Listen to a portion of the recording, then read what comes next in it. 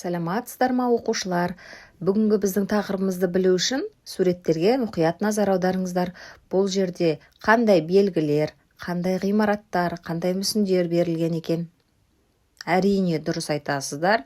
Бүгінгі біздің тақырыбымыз дүние жүзі халқының діни құрамы. Сабақтың тақырыбы дүние жүзі халқының діни құрамы. Оқу мақсаты дүние жүзі халқының діни құрамы мен діндердің таралу аймақтарын анықтау. Дін қоғамдық сананың бір түрі, бір құдайға деген сенімге негізделген түсінік. Діни сенімнің басты белгілері. Бірінші белгісі діни ілім негіздерінің ақиқаттығына деген сенім. Екінші белгісі діни ілімнің маңызды негіздерін білу. Үшінші белгісі адамға деген діни талаптардағы адамгершілік нормаларын мойындау және ұстану. Төртінші белгісі күнделікті өмірде талап етілетін нормалар мен талаптарды ұстану. Балалар, суретте әлемдік діндер мен ұлттық діндердің жеке таңбалары бейнеленген. Әр діннің құлшылық ету орнында осы таңбалар тұрады. Ал енді балалар, діннің құрылымына келетін болсақ, дүниежүзілік діндер христиан діні, ислам діні, буддизм, христиан діні католиктік, протестанттық, православиялық болып бөлінеді, ислам діні сүнниттік, шииттік, ал буддизм хинаяна, махаяна, ламаизм болып бөлінеді. Аймақтық немесе жергілікті діндерге келетін болсақ, ол жерде синтоизм, конфуциизм деген сияқты діндер жатады. Ал енді балалар, келесі бейне материалға назар аударыңыздар. Дін адамзат қоғамындағы аса күрделі де маңызды әлеуметтік мәдени сана. Діннің басты мақсаты адамның рухани жетілуі және оның жаратушы Құдайға сенімі.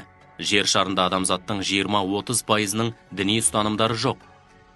Дүниежүзі діндерінің таралу шекаралары 18 ғасырда ғана қалыптасты. Діндер таралуы бойынша 3 типке бөлінеді: этностық, дәстүрлі және әлемдік.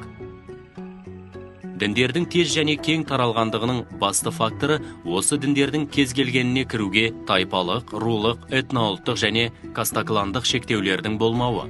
Діннің негізін қалаушылардың рөлі діни наным ырымдарының салыстырмалы түрде қарапайымдылығы. Діни уағыздарында жалпы адамзаттық құндылықтарды ұстануды наным сенімнің аса маңызды көрінісіндей бағалау. Бұл діндердің ресми құжаттарында, мойындалған дін басыларының уағыздарында дінаралық сыйласымдылыққа, ұстамдылыққа, өркениеттің ғаламдық мәселелерін бірлесіп шешуге шақыратын үндеулердің болуы шарт, және дінге сенушілердің осы діннің саясатын қолдауға шақыратын мерзімдік іс-шаралары өткізіліп отырылуы. Христиан діні сенетін адам жағынан әлем бойынша бірінші орында. Христиан дінінде Иисус Христос Мессияға теңеліп, Құдайға баланды. Христиан діні әдебиеті негізгі 4 жанрдан тұрады. Інжілдер, апостолдардың арнаулы хаттары, Христос шәкірттерінің істері туралы жазбалар, ақыр заман туралы өсиет. Ислам әлемдік монотеистік ибрахимдік дін. Христиандықтан кейін дүниедегі ең көп таралған дін болып табылады.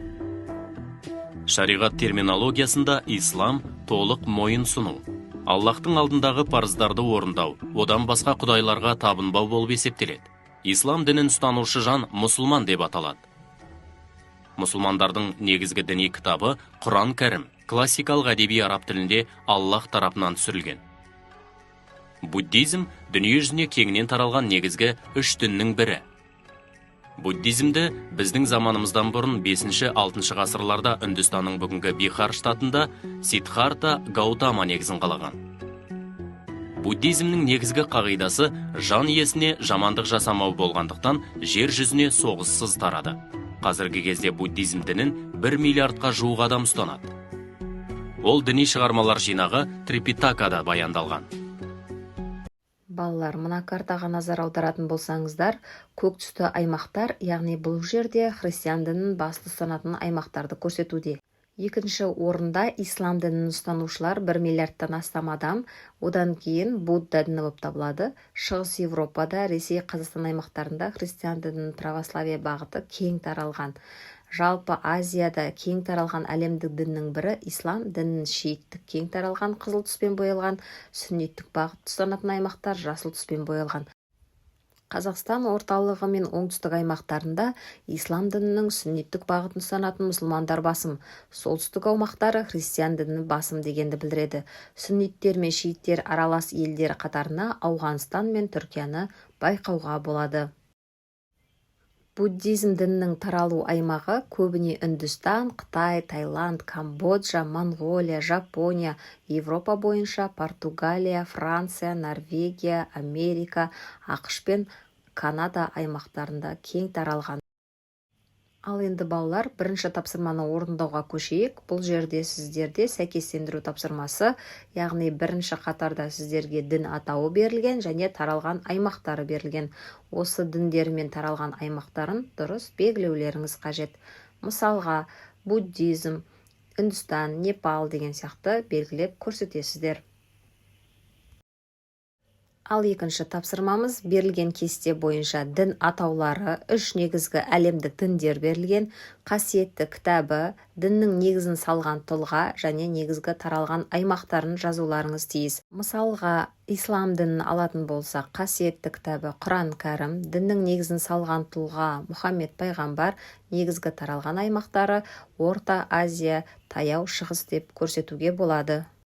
Келесі тапсырмамыз бізде тікелей картамен байланысты, яғни сіздер төменде көрсетілген картаға ислам дінінің басым аймақтарды жасыл түспен, христианның басым елдерді көк түспен және буддизм кең тараған аймақтарды сары түспен белгілеп көрсетулеріңіз қажет. Балалар, енді қорытынды сұрақтарға назар аударайық. Дін дегеніміз не? Бір Құдайға деген сенім. Өте жақсы, жарайсыздар. Дүниежүзілік діндер: ислам, христиан және Будда діні. Келесі біздің заманымызға дейінгі 6 ғасырда Үндістанның солтүстігінде пайда болған дін буддизм. Өте жақсы. Мұсылмандардың құлшылық орны: бұл әрине Мекке. Будда дінінің негізін салушы Ханзада Гаутама. Жарайсыздар. Христиан дінінің басты дерек көзі ол Библия. Жекелеген діндерге жатады индуизм. Өте тамаша, жарайсыздар.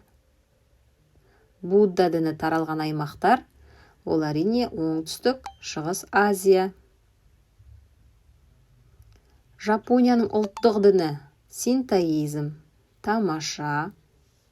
Құранның басты 5 қағидасының бірі Меккеге қажылыққа бару. Жарайсыздар балалар. Балалар, біз мына нәрсені есімізде сақтауымыз қажет. Әлемнің халықтарының діни нанымы әртүрлі болуына қарамастан ешқандай дін лаңкестікке, соғысқа шақырмайды. Діни ұстанымдарымен және соның негізінде қалыптасқан салт дәстүрлерімен таныса отырып, біз оларды түсінуге және құрметтеуге үйренеміз. Үй жұмысына шығармашылық тапсырма: діндердің мәдениетке әсері тақырыбына шағын эссе жазыңыз. Тапсырмада берілген бағалау критерийлеріне назар аударыңыздар. Балалар, бүгінгі тақырыбымыз қызықты болса, сіздерге ұнаса, кері байланыс берулеріңізді сұраймын. Жасыл белгі: мен барлығын түсіндім. Сары белгі: менің сұрағым бар. Және қызыл белгі: маған көмек қажет. Бүгінгі сабағым сіздерге ұнады деп ойлаймын. Сау болыңыздар.